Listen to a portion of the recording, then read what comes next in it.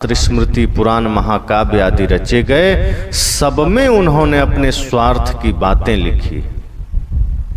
जैसा मन चाहा, स्वाभाविक है, जो व्यक्ति जिसका मन गंदा है, जिसका मन अपवित्र है, साहब ने तो कहा जिसका मन गंदा है, अपवित्र है, मांस खाता है, जिसका चिंतन गंदा है, उससे ज्यादा नीच कोई दूसरा नहीं हो सकता। और ऐसा आदमी अगर कोई शास्त्र लिखेगा, कोई किताब लिखेगा, तो निश्चय ही वह स्वयं को बड़ा सिद्ध करेगा, स्वयं को ही श्रेष्ठ सिद्ध करेगा और एक बड़े वर्ग को वो नीच कह देगा।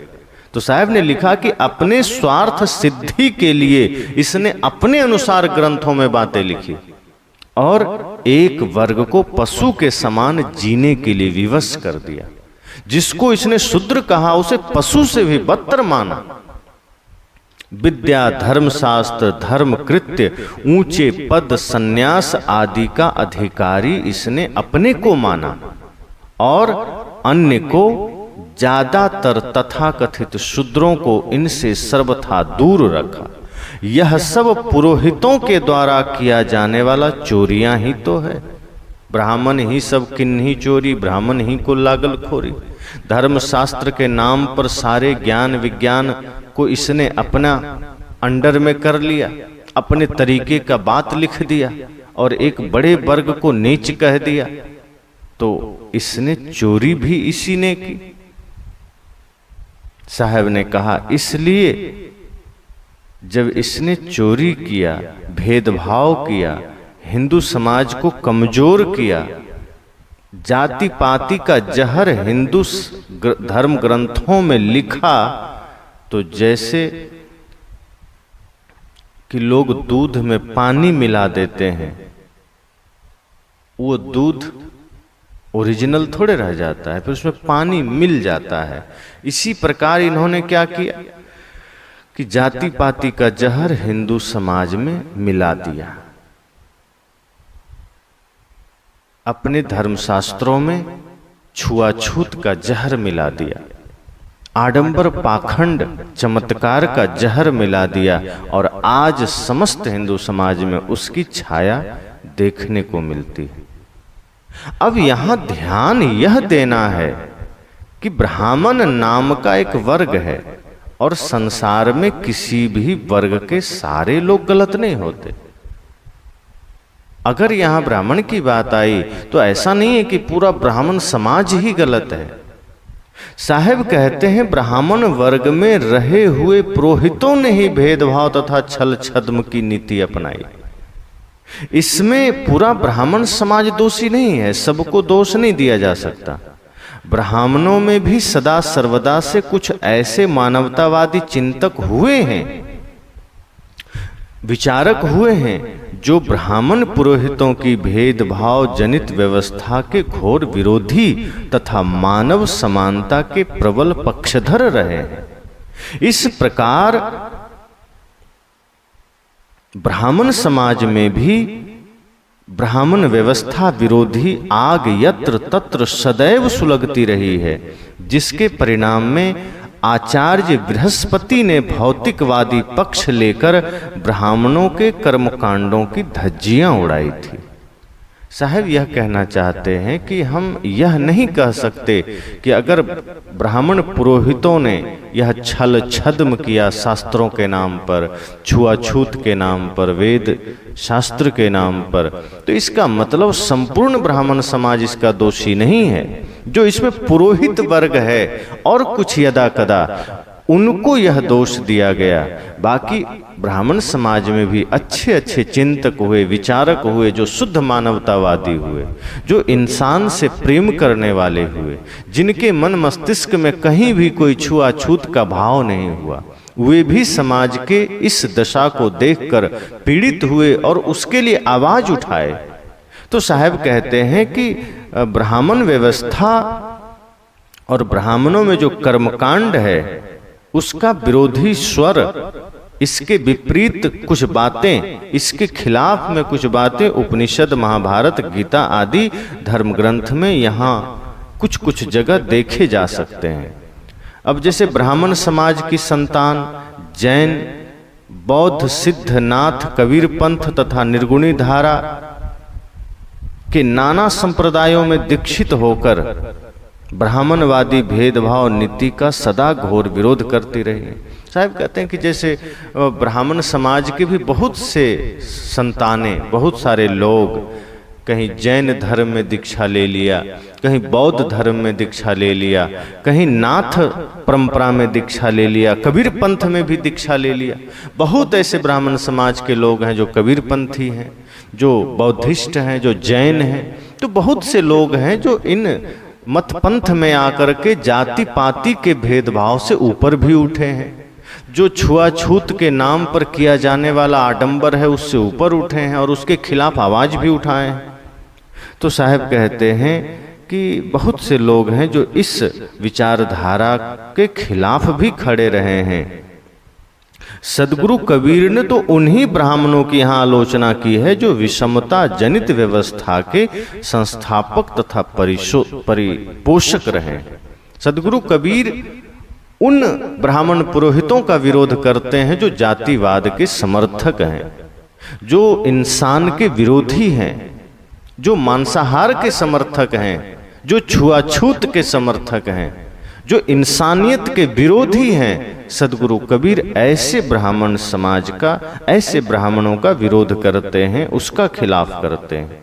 सदगुरु कबीर का उद्देश्य किसी व्यक्ति का दिल दुखाना नहीं है, या वो किसी वर्ग विशेष का सिर्फ खिलाफ नहीं करते हैं। जहां जहां कमियां आई और जिस वजह से समाज में विघटन आया, जिस वजह से इंसान इंसान का दुश्मन बना, जिस वजह से व्यक्ति व्यक्ति का दुश्मन बना, जाति के नाम पर, धर्म के नाम पर, संप्रदाय के नाम पर, साहेब ने सिर्फ वहां अपनी बातें कही है।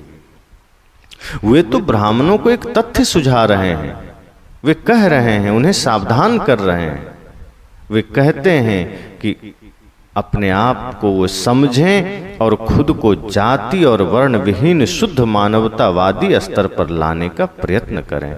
इसी की आवश्यकता सब समय थी, आज तो अति आवश्यक है।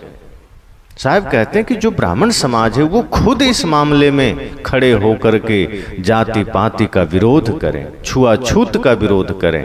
इंसान इंसान के बीच जो जाति की दीवार खड़ी हुई उसका खिलाफ करें।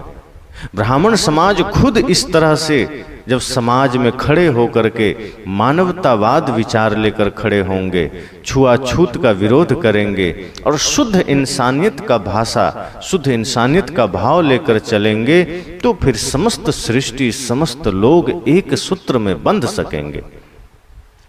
अब यहां यह भी बात है कि केवल ब्राह्मण पुरोहित ही दोषी हो, ऐसी बात नहीं है। जहां कहीं भी किसी भी परंपरा में पुरोहित होगा, क्योंकि पुरोहित से ब्राह्मण समाज में थोड़े, ये पुरोहित का काम करने वाला लोग हर जगह है। साहब कहते हैं कि पुरोहित जहां कहीं भी होगा, किसी भी परंपरा में पुरोहित होगा, वह ऊंच नीच का भेदभाव डालेगा, वो वही काम करेगा, वो विष बीज बोएगा, जातिवाद का जहर बोएगा, छुआछूत की बात करेगा, मेरा तेरा की बात करेगा। किसी पुराण में ब्रह्मा की महिमा की गई तो किसी पुराण में कृष्ण गोपाल को ब्रह्म माना गया, किसी में शिव को सर्वोपरि कहा गया तो किसी में भूत प्रेतों की महिमा गाई गई। साहब कहते इस तरह से इन्होंने शास्त्र लिखे, इस तरह से इन्होंने ग्रंथ लिखे कि किसी में ब्रह्मा की महिमा कह दी गई, किसी में ब्रह्म को ही श्रेष्ठ कहा गया, किसी में कृष्ण की ही महिमा गाई गई, उसी की उपासना की बात की गई, किसी में शिव की महिमा गाई गई, किसी में विष्णु की महिमा गाई गई। और ये सब जगह की बात है। हर संप्रदाय में कुछ ऐसे पुरोहित होते हैं जो अपने गुरु के लिए, अपने भगवान के लिए इस तरह की बातें लिखते हैं कि वही सब कुछ है।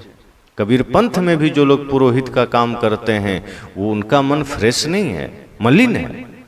यहाँ भी यज्ञ हवन अब चलने लगा है, यहाँ भी छुआछूत की बातें चलने लगी कि कबीर के अलावा कोई नहीं, वही परमात्मा है, वही जगत रचयिता है।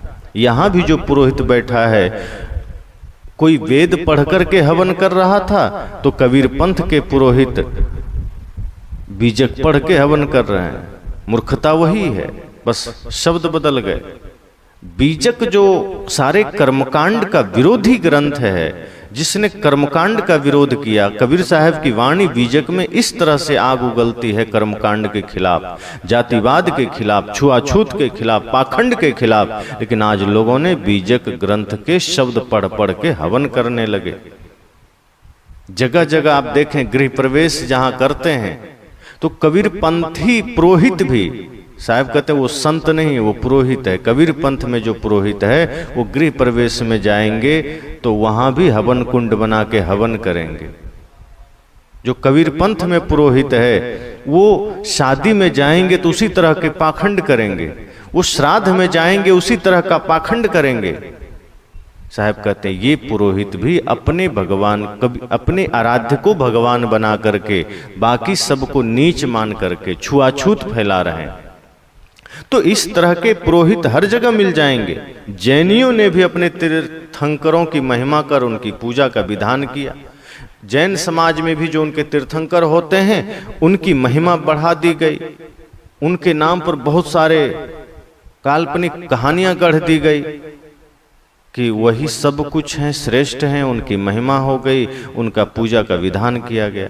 तो यही बात मुसलमानों ने अपनी पद्धति चलाकर नमाज पढ़ना आरंभ किया।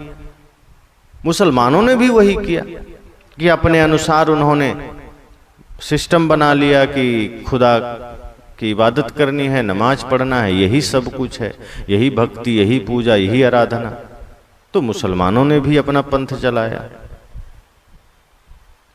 इस तरह अनेक गुरुओं पुरोहितों के मार्ग निकले और वे अपने अपने को मोक्ष तथा ईश्वर के एकाधिकारी घोषित करते रहे। साहब कहते हैं इस तरीके से अनेक अनेक मत पंथ निकले, अनेक अनेक संप्रदाय निकले और सबने अपने अपने तरीके से ईश्वर की कल्पना की, मोक्ष की कल्पना की, स्वर्ग की कल्पना की और ये कहा कि हमारे गुरु, हमारे भगवान, हमारे शास्त्र में ही कल्याण है। और यह काम हर मत पंथ के पुरोहितों का है। जो सच्चा संत होगा, जो यथार्थवादी होगा, जो सबके प्रति करुणा का भाव रखेगा, जो मानवतावादी होगा, वो यह आडंबर नहीं फैलाएगा। उसके हृदय में सबके लिए सम्मान होगा। वो मनुष्य को कभी नीच नहीं कह सकता। उस समस्त सृष्टि के प्रति करुणावान होगा, प्रेममय दृष्टि लेकर खड़ा होगा। तो साहब ने कहा कि इस तरह से पुरोहितों ने, हर संप्रदाय के लोगों ने अपने अपने ईश्वर, अपने अपने भगवान की कल्पना की, अपने अपने धर्मशास्त्र बनाए और खास करके इसमें ब्राह्मण पुरोहितों ने सबसे ज्यादा किया। उसी ने इतने बड़े वर्ग को नीच कह करके बहुत सारे षड्यंत्र किए। तो इस तरह से साहब ने आगे कहा कि कोई किसी का हटा न माना, झूठा खसम कबीर न जाना। कि कोई किसी का हटा अर्थात रोकना नहीं माना। कोई किसी ने किसी को रोका गलत मार्ग पर जाने से, किसी ने रोका आडंबर करने से, किसी ने रोका छुआछूत करने से। साहब कहते हैं कोई किसी का हटा न माना, झूठा खसम कबीर न जाना। जीवों ने झूठे खसम को सही मान लिया। खसम का अर्थ है मालिक एवं स्वामी।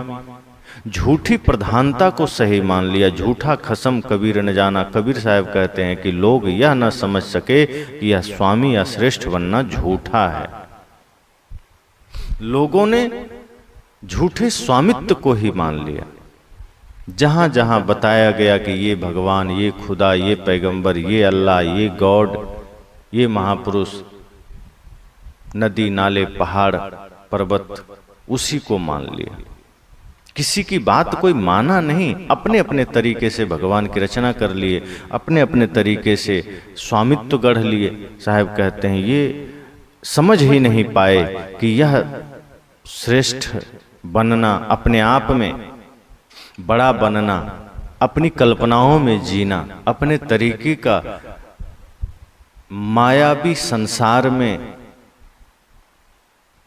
एक कल्पना का जगत निर्माण करना, ये सब झूठा है। खुद ही खुद को श्रेष्ठ मान लिया, दूसरे को नीच मान लिया। झूठा कसम कबीर ने जाना। साहब कहते हैं खुद में यह कितना झूठ बात है कि खुद ही श्रेष्ठ बन बैठा, खुद ही ऊंचा बन बैठा, खुद ही मालिक बन बैठा।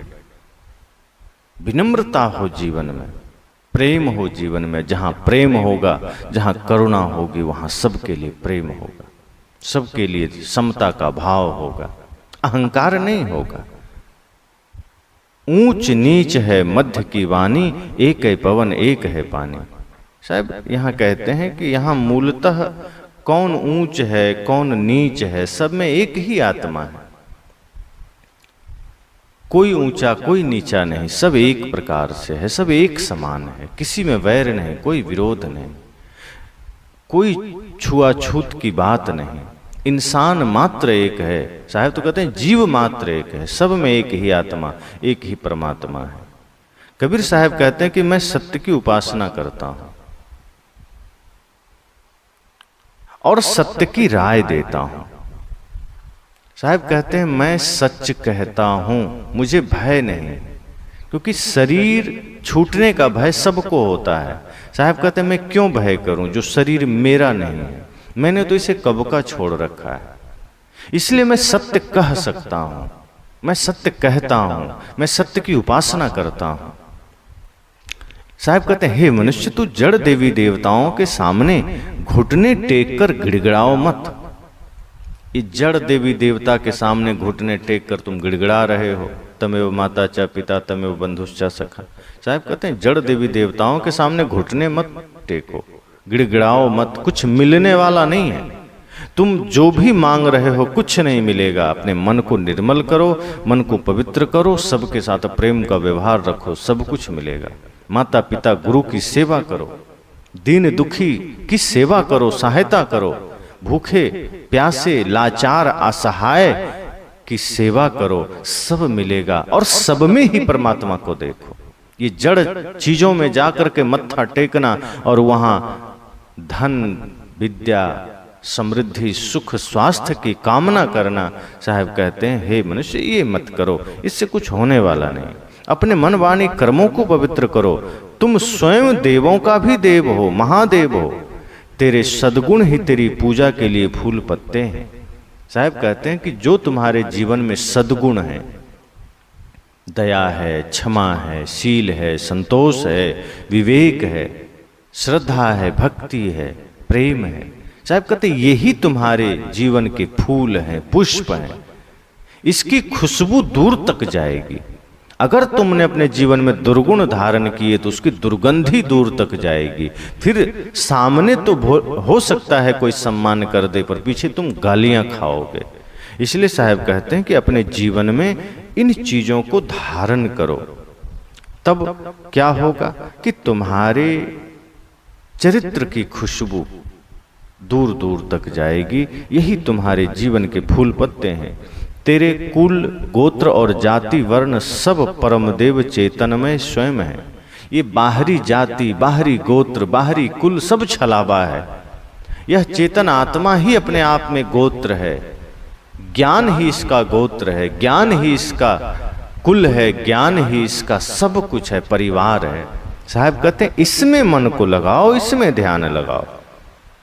संसार में रहने वाले सभी जीव अपने आप में स्वरूपतः परम देव है। वे स्वयं अपने कर्ता, विधाता और परमात्मा हैं। उनके अपने ऊपर कोई अन्य देव नहीं।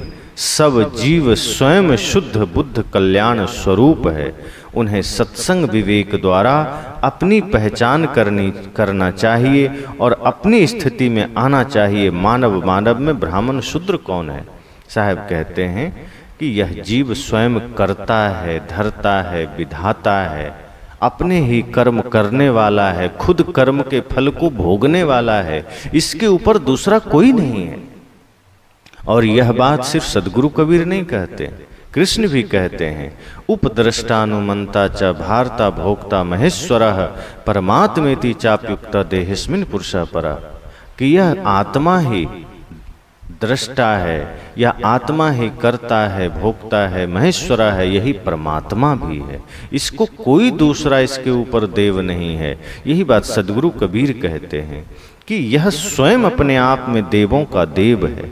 अगर यह अपने शुद्ध स्वरूप की पहचान कर ले, अपने ज्ञान स्वरूप की पहचान कर ले, तो यह स्वयं महादेव है। इसलिए सत्संग के द्वारा, विवेक के द्वारा अपने भीतर अपने आप की पहचान करो, अपनी स्थिति में आओ। मानव मानव एक है, कोई ब्राह्मण, कोई शूद्र नहीं, कोई क्षत्रिय, कोई वैश्य नहीं, सब इंसान है। साहब ने कहा ब्राह्मण पुरोहितों का भारतीय समाज पर पूरा काल से वर्चस्व रहा है और उन्होंने अनेक काम अच्छे करते हुए भी अपने स्वार्थ की सिद्धि के लिए मिथ्या, दंभ, असत्य, झूठी महिमा, घमंड आदि का आश्रय लेकर समाज को अपनी पकड़ के अंदर रखने की कोशिश की है। निश्चय ही पूरा काल से ही शास्त्रों पर ब्राह्मणों की पकड़ रही, तो कुछ अच्छा काम किया, तो कुछ ऐसा काम किया जो समस्त मानवता के लिए जहर के समान हो गया। अपने तरीके से ही शास्त्रों में अपनी महिमा, झूठी महिमा, झूठे प्रशंसा लिख दिया, अपने तरीके का जाल लिख दिया ताकि लोग इसमें फंसते चले जाएं, और इसमें वो सफल भी हो गए। उन्होंने सबके कल्याण की चाबी अपने हाथों में रखने का दावा किया। जैसे ऊपर कहा गया कि यह दोष केवल ब्राह्मण पुरोहितों का ही नहीं, किंतु दुनिया के सारे संप्रदायों के पुरोहितों का है। इसलिए सद्गुरु ने यहाँ ब्राह्मणों के साथ साथ अनेक पौराणिक संप्रदायों, जैनियों, मुसलमानों के भी नाम लिए। इसी प्रकार बौद्ध, ईसाई आदि सभी संप्रदायों के पुरोहितों को समझ लेना चाहिए। साहब कहते हैं कबीर पंथ में भी बहुत से ऐसी शाखाएं हैं जो जीवों की मुक्ति की चाबी अपने हाथों में रखते हैं। उन्हें लगता है मेरे ही पास है, मुक्ति मेरे पास आने से ही मिलेगी, कि हमारे नियम संस्कार के अनुसार चलने से ही जीव को मुक्ति होगी। वे यहाँ तक मिथ्या दावा करते हैं कि कबीर साहब ने स्वयं हमारी शाखा को जीवन मुक्ति का अधिकार दिया है। कबीर साहब जिस पाखंड का जीवन भर विरोध किए, लेकिन उन्हीं पाखंड को अपना करके उनके अनुगामी उसी का जोरदार समर्थन कर रहे हैं। और इस ढंग से कि मानो ऐसा कबीर साहब ने ही इन्हें आज्ञा दी है। कैसा आश्चर्य है! जो सदगुरु कबीर खुद पाखंड विरोधी हैं, आडंबर विरोधी हैं, आज कबीर साहब के नाम पर बहुत सारे उटपटांग बातें चल रही है। कबीर साहब ने जैसे ब्राह्मण पुरोहितों तथा अन्य पुरोहितों को खरी खोटी सुनाई है, यदि वे आज होते या आ जाएं तो कबीर पंथी पुरोहितों को उसी प्रकार वो लताड़ेंगे, छोड़ेंगे नहीं। उनके नाम पर किया जाने वाला पाखंड तो वो कैसे बर्दाश्त कर सकते थे। साहब ने कहा जितने भी मत पंथ के लोग हैं अपने अपने बुद्धि के अनुसार अलग अलग तरीके का षड्यंत्र किए। किसी ने अल्लाह को बड़ा माना, किसी ने भगवान को, किसी ने गॉड को, इस तरह के चीजें चली समाज में। उसी तरह से जो बाद में भी पंथ हुए उसमें भी लोगों ने अपने अपने महापुरुषों को भगवान बना दिया। भेदभाव उत्पन्न करने वाले पुरोहितों की धारा पूरा काल से ही रही है। वैसे शुद्ध मानवतावादी, क्रांतिकारी, आत्मचिंतक, विवेकी संतों एवं विद्वानों की धारा भी पूरा काल से रही है। साहब कहते हैं कि आडंबर करने वाले पूरा काल से रहे हैं, पाखंड करने वाले पूरा काल से रहे हैं, जातिवाद करने वाले पूरा काल से रहे हैं। इसी प्रकार सत्य की उपासना करने वाले मानवतावादी विचारक भी पूरा काल से रहे हैं, लेकिन उनकी संख्या कम रही है। जैसे कपिल, कणाद, बुद्ध, महावीर, अनेक नाम लिए जा सकते हैं। महर्षि कपिल हैं, महर्षि कणाद हैं, महात्मा बुद्ध हैं, महात्मा महावीर हैं। ऐसे अनेक नाम हैं जो जातिवाद, छुआछूत, संप्रदायवाद से बिल्कुल ऊपर उठकर अपनी बातें कही है, संपूर्ण मानवता के हित की बातें कही है। उपनिषद के ऋषि भी इसी उदार मानवतावादी तथा आत्मवादी पंक्ति में आते हैं। लगभग उपनिषदों के ऋषियों ने बड़ी उदारता से सारी बातें कही, आत्मज्ञान की बातें कही। जातिवाद छुआछूत से ऊपर उठ करके उन्होंने बिल्कुल निर्मल वाणी कही है। तो इस तरीके से तमाम धाराएं पुराकाल से चली है। कबीर साहब कहते हैं कहित मोहि भयल युगचारी। अब यहाँ बहुत से लोग ये कह देते हैं कबीर पंथ में कि सदगुरु कबीर चारों युगों में आए हैं, इसलिए वो कह रहे हैं कहित मोहि भयल युगचारी, कि मैं चारों युगों से कह रहा हूँ। वस्तुतः सदगुरु कबीर बहुत सी बातें लक्षणार्थ में कहते थे। वे खुद इस तरह की बातों का खंडन करते हैं, तो वो कैसे कह सकते हैं मैं चारों युगों में आया हूं। वस्तुतः वो ये कहते हैं कि मोहि मेरा जो साहब कहते हैं कि कहित मोहि भयल युगचारी, यहाँ उनके कहने का अर्थ यह है कि 4 युग अर्थात सदा से मेरे जैसा चिंतन देने वाले व्यक्तियों ने यह बात कही है। मोही का अर्थ कबीर साहब अपने लिए नहीं करते हैं, मेरे जैसा विचार देने वाले लोग सदा से चारों युगों से अपनी बातें समाज के लिए कहते आए हैं। जो सत्य की बातें हैं, जो पाखंड रहित बातें हैं, जो यथार्थवादी बातें हैं, जो कल्याणकारी बातें हैं, ऐसी बातें मेरे जैसे लोग सदा से कहते आए हैं। और सदा से ऐसे ऐसे महापुरुष समाज में हुए हैं जिन्होंने समाज में क्रांति की है, जिन्होंने समाज में आडंबर, झूठ, छल, कपट का, पाखंड का पर्दाफाश किया है, जिन्होंने सत्य ज्ञान के बीज बोए हैं। तो ऐसे महापुरुष चारों युगों से हुए हैं। ये नहीं समझना है कि सदगुरु कबीर यह कह रहे हैं कि मैं ही चारों युगों में हुआ।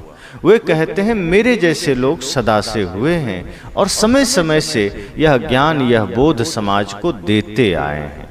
तो इस पद के माध्यम से साहब ने कहा कि एक वर्ग ने स्वयं को बड़ा मान लिया, पवित्र मान लिया, और बहुत बड़े वर्ग को उसने शूद्र कह दिया। ब्राह्मण समाज में जो उनके पुरोहित हुए, ऐसे तथाकथित जाति धर्म के नाम पर समाज को कीड़ा मकोड़ा समझने वाला कि नहीं मैं ही ऊंचा, मैं ही श्रेष्ठ, मैं ही महान, तुम नीच हो, ऐसे लोगों को साहब ने लताड़ा और कहा कि ऐसे लोग समाज के लिए घातक हैं। जो इंसान को इंसान से दूर करता हो, जो मानवता का दुश्मन हो, जो इंसानियत का दुश्मन हो। और इसी तरह के शास्त्र उसने लिखे, इसी तरह के शास्त्रों के द्वारा लोगों को उसने गुलाम बनाया और अपने अपने तरीकों से लोगों ने अपने अपने समाज का, अपने अपने संप्रदाय का महिमा मंडन किया। किसी में ब्रह्मा की महिमा, किसी में विष्णु की महिमा, किसी में शिव की महिमा, किसी में गणेश की। और इसी तरीके से अन्य मत पंथ के लोगों ने, जहाँ जैन समाज ने अपने तरीके का पूजा विधान बताया, तो कहीं मुस्लिम समाज ने घुटना टेक करके नमाज अदा करने का विधान बताया। इस तरह से धीरे धीरे समाज में विघटन आया। अपने अपने तरीके से अन्य समाज के पुरोहितों ने मानवता का विरोध किया, इंसानियत का विरोध किया और अपने अपने महापुरुषों का महिमा मंडन किया, उनके नाम पर रोटियां खाई। साहब ने कहा इस तरह के आडंबर, इस तरह के पाखंड में नहीं पड़ना है। तुम स्वयं स्वामी हो, तुम स्वयं चेतन देव हो, तुम स्वयं परमात्मा हो। अगर तुम अपने मन को निर्मल कर सको, अगर तुम अपने मन को पवित्र कर सको, तो तुम ही स्वामी हो। और तुम्हारे जो सद्गुण हैं यही तुम्हारे पत्र पुष्प हैं, इसी की खुशबू समाज में जाएगी। और इस तरह की बातों को मैं ही नहीं, मेरे जैसे अन्य लोगों ने भी सदा से कहा है। इसे मान लेने के बाद हम निश्चय ही इस जीवन में सच्चे अर्थ में मनुष्यता को समझ जाएंगे और यह मनुष्य शरीर पाना सार्थक हो जाएगा।